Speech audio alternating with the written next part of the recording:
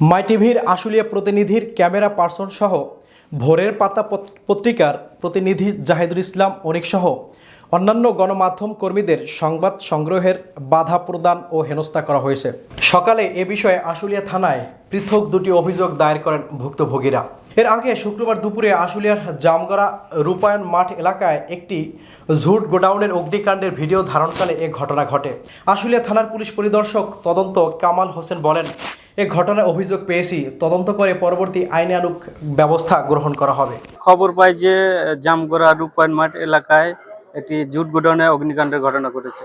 খবর পেয়ে আমি আমার সাথে আরেকজন ছিল, আমরা তৎক্ষণাৎ ঘটনাস্থলে যাই।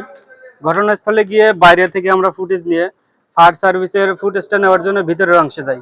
তখন ওখানে ভিডিও করার জন্য ক্যামেরা চালু করলেই মোবাইলটা কেড়ে নেওয়ার চেষ্টা করে। তখন আমি আমার পরিচয় দেই, আমি মাই টিভির ফটো সাংবাদিক।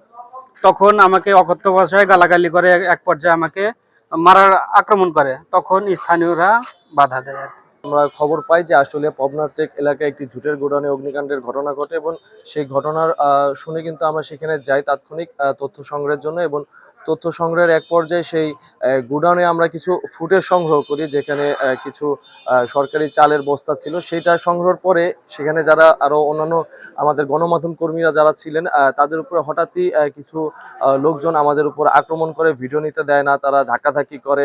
রূপায়ণ মাঠে জুটের গোডাউনে আগুনে লাগে এবং সেখানে ছবি তুলতে গেলে নূর আলম সহ আরো একজনে মিলে দুইজনের ছবি তুলতে বাধা দেয় এবং কথা কাটাকাটি হয় এবং হেনস্থা করে। অভিযোগটি দেওয়া হয়েছে। এটা তদন্ত সাপেক্ষে আমরা আইনগত ব্যবস্থা নিচ্ছি।